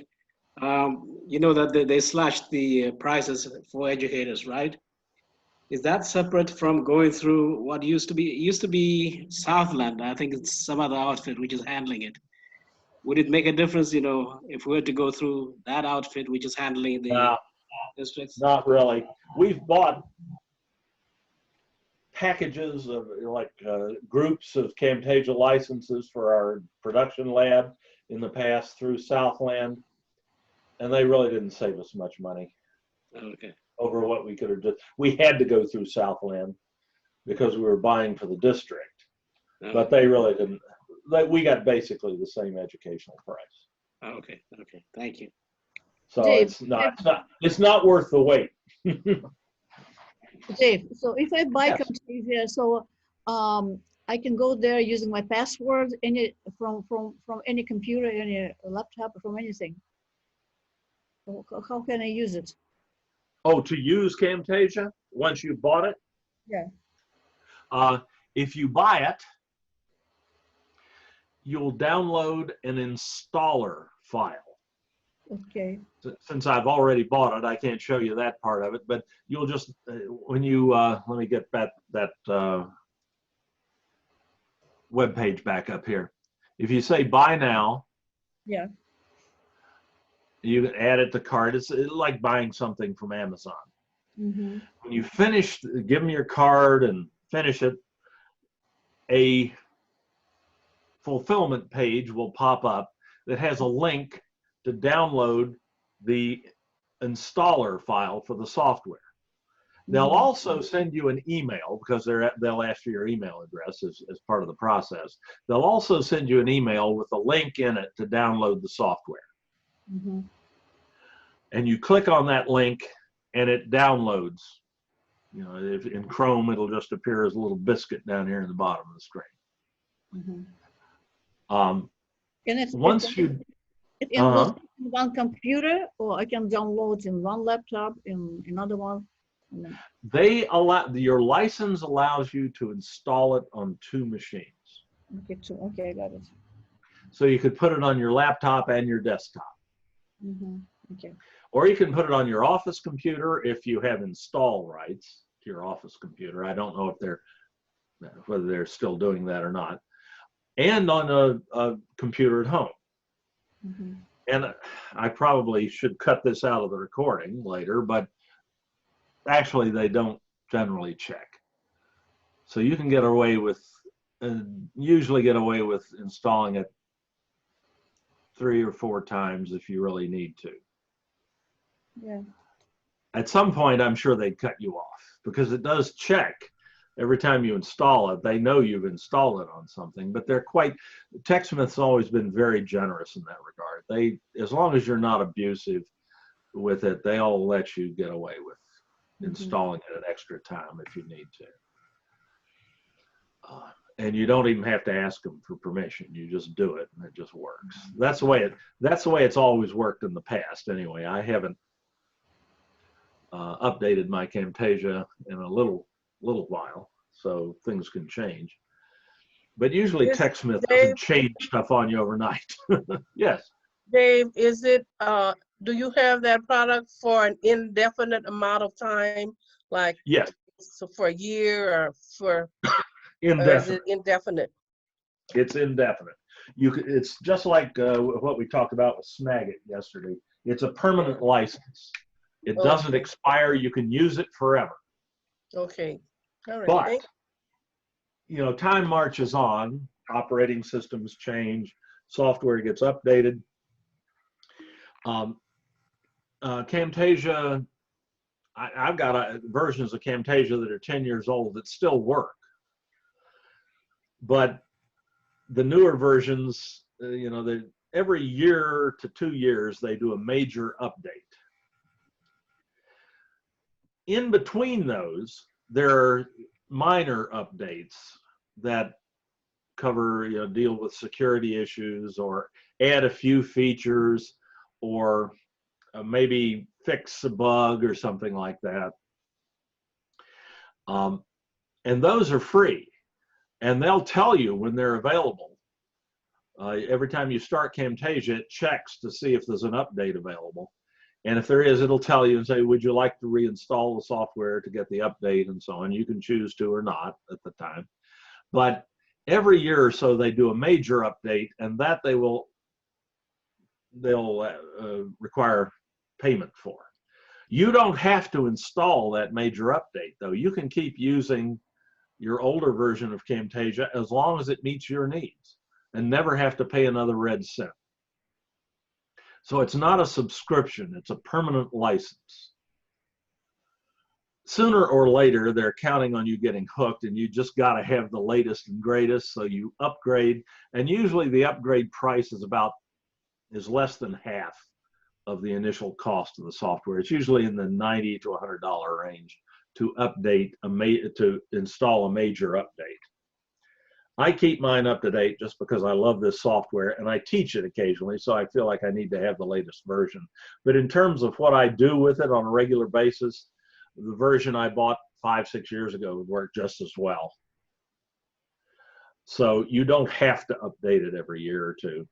You can keep using it for a long time, and it'll never expire or stop working.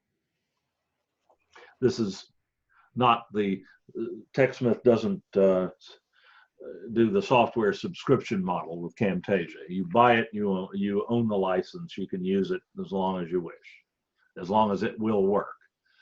But sooner or later, you will have to upgrade it. All right, good questions, all. Thank you. Thank you so much. My pleasure.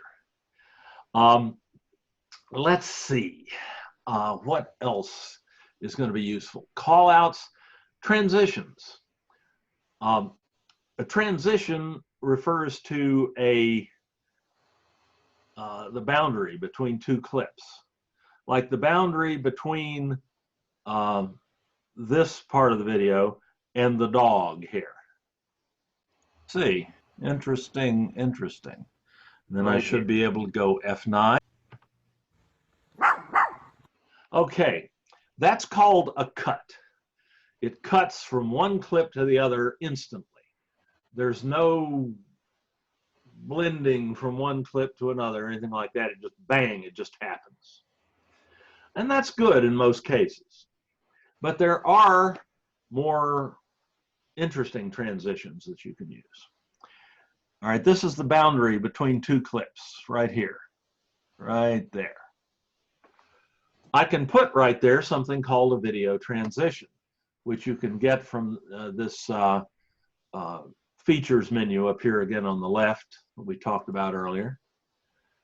And the most common type of transition is called a crossfade. How do you And call I it? can put, yes, What's the name of it again? a fade, F-A-D-E, Oh, fade, Uh-huh. or crossfade also it's called.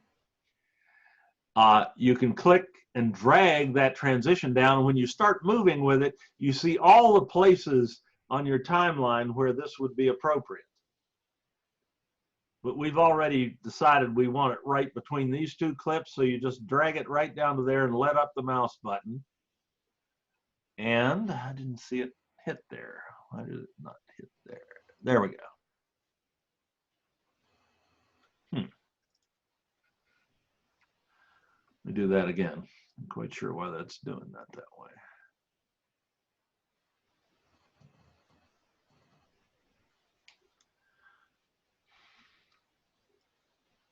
F9. Oh, I know why that's not working. I've got a cut right there. It's a little too close. Let's go over here and try this. When I'm all right, I can put it right here. Now, when I'm speaking, instead of an abrupt cut, it's a fade. Okay. The other one fades when I'm speaking. And I can extend that if I want it to be a little more gradual. Okay. When I'm speaking, so you can do transitions. They can be quite a bit more dramatic than that. Let's take that one out. I'll just highlight it and hit the delete button. Let's do a cube rotate. Come on.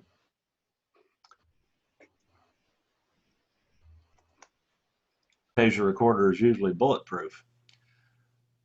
Okay, when I'm speaking, that's a lot sexier, but it's also distracting, potentially. So these really cool, it's fun to play with these really cool transitions between clips, but generally, when you have multiple transitions in a video, when you're going from clip to clip to clip, the vast majority of your transitions should be cuts. About 90% of them should be cuts. 90% of the rest should be fades. And these dramatic ones, like the cube rotate and things like that, should only occur once in a blue moon.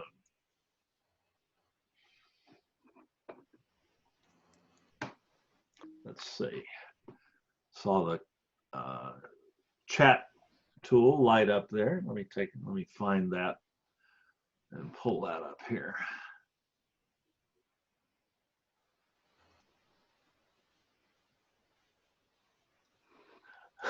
I can see why they get Academy Awards for it. Yeah, this is why people who edit films get awards.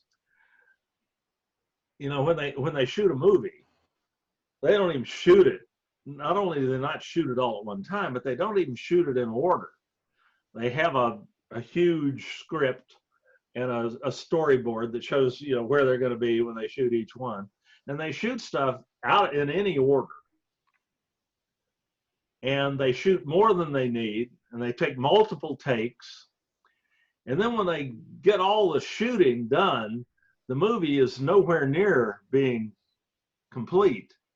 They take it back to the editing suite, and they take the clips and the various takes, and they look at all of them, and they knit them together in the right order by laying them out on a timeline, just like we're doing here.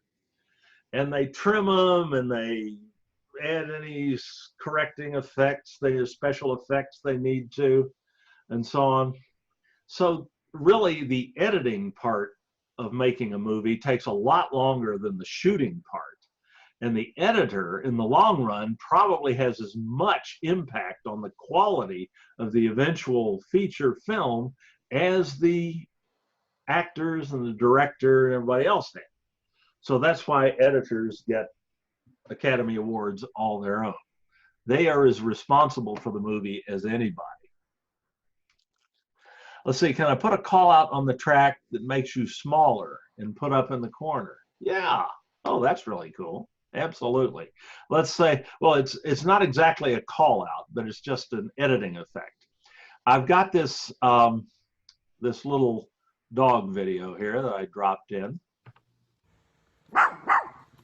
and it's right now it's the same size as my screencast, so it just overlays it. Well, actually, I inserted it, didn't I? Yeah. Let's say instead of inserting this video, I had just overlaid it. Come on. There we go. I can drag it over here and play it from here. Now, since this video and this one or this one that's video track down here are the same size here, the dog video, since it's on a higher track, just lays on top of the other. And it's working now. And I can't see the video underneath it until I get past that. But I can highlight this track, this video, and go to my window here, my preview window, and make that smaller by clicking and dragging the handles at the corners. And put it up here and move it around, put it up here somewhere. And now, for the duration of that clip, it's going to appear in the upper right corner. And it's working now. I don't know what happened there. That doesn't Camtasia Recorder. And of course, any sound in the second clip is also included. So I can composite, I can add the sound together, I can add the videos together. So this is another one of those situations where you're really limited mainly by your imagination and how you want things to look. And the thing I was always told when I was learning editing was that you got to remember that you're telling a story. When you're editing a video or a presentation, a feature together, whatever you do has to enhance the storyline that you're trying to convey, the story you're trying to tell. So whatever you do needs to aid that and not just be something cool to look at. We're going with cool to look at right now. But keep in mind, when you play it back finally after you do all your edits and so on, it needs to make sense. And it needs to tell a story that you want to impart to your students. And that's probably, there are many more features in Camtasia than I can show you in 2 hours. That's probably as good a place to stop as any. Let me look at my outline here to make sure I haven't forgotten something totally vital. Oh yeah, I have. How to share. Let's say, okay, you've got this wonderful video in your timeline and you want to, and it's all ready to go. Let's say you've cleaned it up and it looks just like what you want. How do you get that to your students? Well, Camtasia makes that very easy. You go to this share button up here in the upper right and you click on that and you get some options. You can share it to a local file. You can just put it as a video file on your local hard drive. And presumably you'll do some, maybe you'll upload that to YouTube later, whatever. You can send it to a hosting service called screencast.com that is provided by TechSmith. Or you can send it to, let's not worry about video review. You can send it to Vimeo, which is another online hosting service. You can send it to Google Drive, host it from there. Can you send it to YouTube? For sure. But, exactly. The obvious solution here is to just send it to YouTube. So if you select that, if you're already logged in to your Google account, Camtasia will know that. And it will just pop this screen up for you. If you aren't logged into YouTube or Google YouTube, it will prompt you to do so. So if you forget, it'll remind you. But then once you log in, it shows you this screen. You can give the video a name.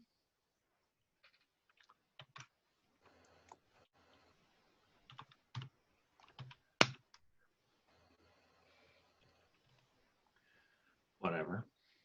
You can optionally add a description or search words, keywords.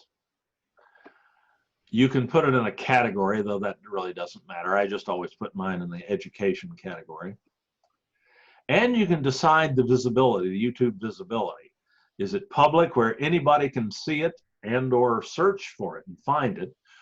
Is it unlisted where people have to, where you have to give people the link in order for them to play it, but they don't have to be logged in or anything to play it? Or is it a baby video and you really want to control who can see it? You have to specify who the people are who might see it, and they have to have a YouTube account and they have to log in to see it and so on. You never use private for instructional videos. Your choice is really public and unlisted. Public if it's something you feel might be of general interest and there's no confidential information in it, or unlisted if you want to share it only with certain people by limiting the access by you having to give them the link to the video. So more often than not, you'll probably use unlisted unless it's something of truly general interest. And then you just click finish. And you go through a rendering process. YouTube or Camtasia is converting the video into a form that will upload to YouTube. And then it'll go through the process of uploading the video to YouTube. And the video will just automatically appear on YouTube. But I'm going to cancel this because this process uses so much in the way of system resources that I could see that my video was freezing in Zoom there.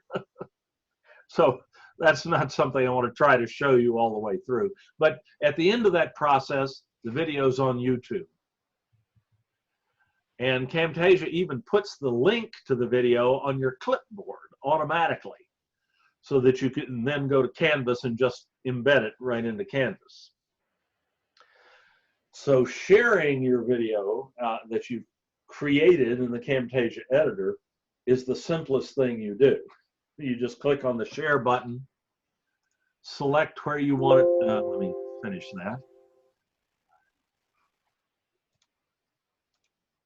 that. Cancel it. And you just click the share button, select YouTube, or if you want it to be a local file and you don't want to put it up on YouTube right away, you can just put it in a file on your hard drive. But those are the two most likely choices that you'll use. And the process is almost automatic. So the process of publishing the video, which used to, before the days of YouTube, used to be a rather big deal and require a lot of specialized knowledge. Now it just requires that you know how to log into your YouTube account, your Google account. Woo!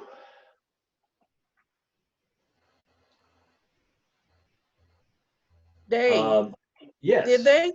Did they use this type of editing program?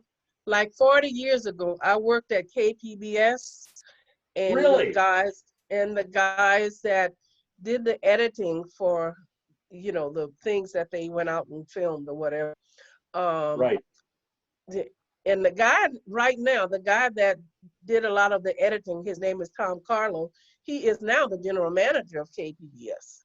Oh, cool. Yeah, I've heard the name. But yeah, did they use something similar to this Camtasia to edit whatever they shot out in the field?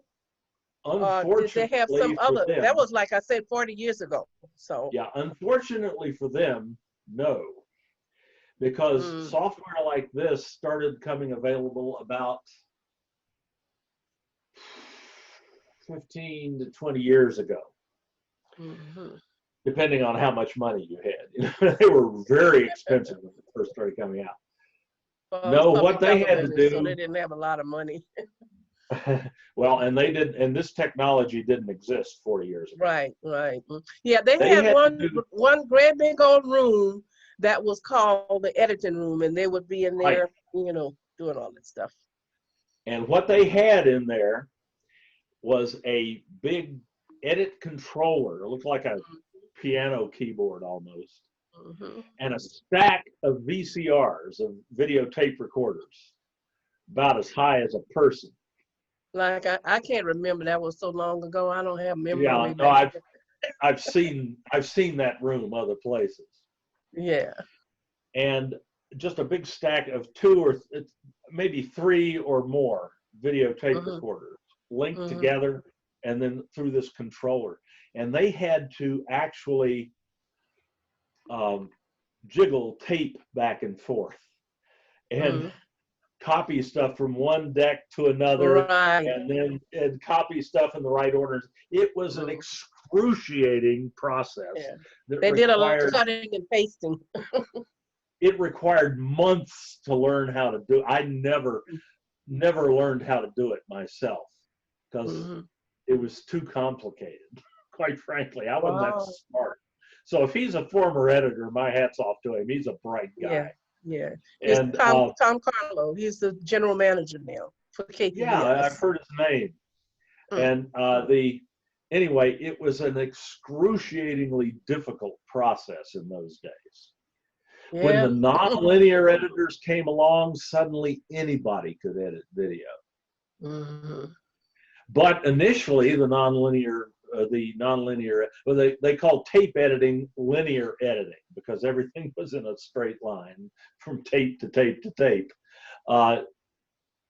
Computer editing like this is called nonlinear video editing. And when nonlinear software editors came available, they just amazingly changed the business to where almost anybody could learn to edit. But initially, the software was and the hardware that it took was ferociously expensive. So only TV stations and movie companies and so on could afford it. And then over the years, it's come down until you can get an editing suite that is as good as anything you could have bought for any amount of money 10 years ago. And you can get it for $169. And This anybody is can very buy it, interesting. It's and very anybody can interesting. learn to use it. So it's things have come a long way since those days. Let me see if I've got some more questions here. Best to caption on Camtasia or YouTube? YouTube. You may have noticed the captioning tools down here in the lower left corner. You can caption within the Camtasia editor. You can even link Camtasia for Windows to the speech to text engine that's built into Windows. Then you can have Camtasia create the captions automatically from the soundtrack. But the whole process is fairly complex, and it's not as accurate anymore as the YouTube captioning.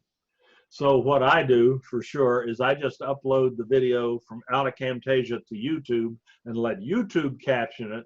And if I need to edit the captions, I edit them on YouTube, not in Camtasia. Because quite frankly, YouTube's automatic captions are better than what you can get in Camtasia. And the editing process is better in YouTube.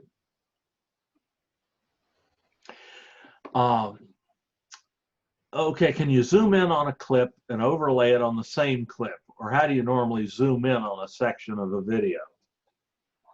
Good question. That's something I had decided I wouldn't show you, but I will show you since you asked the question.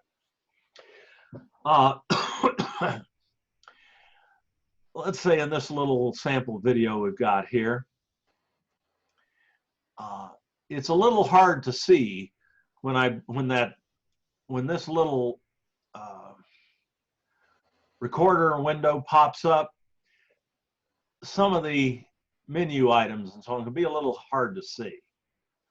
So maybe you want to zoom in on that while you're talking about it. You can do that in post-production, where we are now, by finding the spot where that first appears. There it is right there. I can go a frame forward, a frame at a time. There it is. That's the first frame that appears in. It's amazing. Remember, this is just a bunch of pictures being displayed one after the other. That's all a video is. And there's the first one of those pictures that includes that recorder window. If I want to zoom in on that, I go to Animations in this special effects menu over here. And it's this is where this really shows the beauty of the Camtasia interface and how simple Camtasia is compared to most editors. If I want to zoom in on that black rectangle right there, I have this box outlining the entire frame, and I can just bring this box in by going to the little handles at the corners and in the center of the faces of the window. Each one of those little round white dots is a handle, and I can just click and drag those in. And that, in effect, zooms in on whatever is inside that rectangle. And that produces on my timeline down here a little symbol like this, an arrow with a little dot at the end of it. So, well, watch what happens when I play that back now.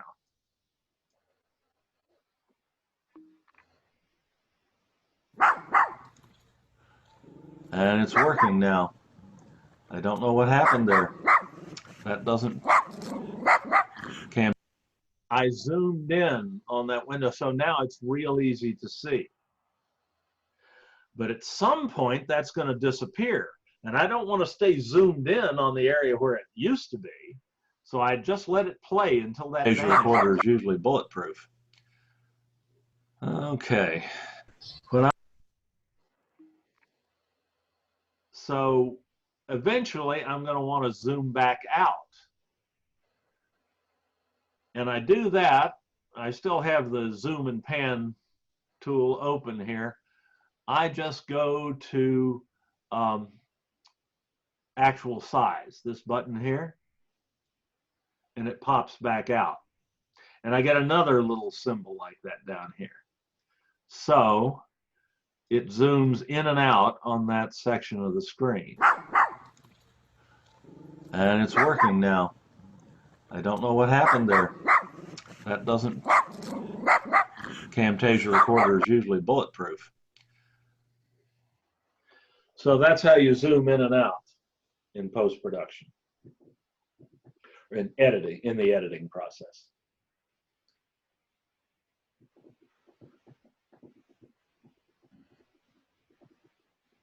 Okay. Let's see if we have any other questions.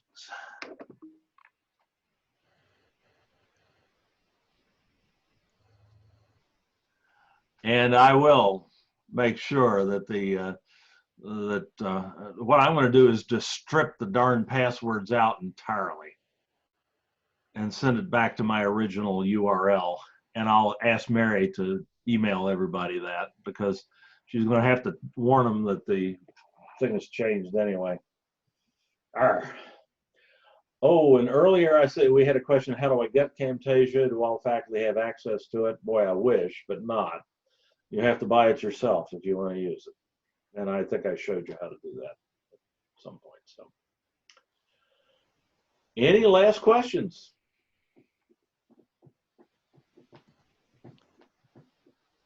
Thank you so much, Dave. It was awesome. You're certainly welcome. Yeah. Hope you got something out of that. If you're really going to play with this, I urge you to download and install the free trial as quickly as possible and start tinkering with it. I will have this recording up online by tomorrow morning. Wonderful. So you can go back and look at it if you need to. Yeah, I think I'm going to buy it. Yeah. Dave, Well, I have a try it before you buy it. Download the free trial and try it. Make sure you really, because that's not an insignificant amount of money. But I will tell you that it's probably the best money I've ever spent on software. I've never regretted anything I've spent on TechSmith products. They give an incredible amount of value for what you pay for them. Thank you so much. Thank you. All righty, and let me know when you have questions. There's a lot more about that you can do with Camtasia, and a lot more to learn about Camtasia. And I've used a lot of the features, not maybe 100% of them, but because they keep adding new ones that I don't have any particular need for. But there are lots of things you can do with it that we haven't looked at yet. And if there's something you want to be able to do in a video, send me a question. And if I know how to do it, I'll create a little screencast using Camtasia to show you how to do it. Okay? Okay, thank you so much. Yes. All righty. Take care. Thank you, Dave. Thank you. My pleasure. So sorry about the fuss at the beginning, but I'm glad you stuck it out. Absolutely, no problem. Thank you. Take And I'm care. glad we're going to get a free sandbox, for trial purposes, It's kicked in class. Yeah. Right. All Thanks, right. Steve. Take care. Thank you. Okay, bye-bye. And stay safe. All right. Take care.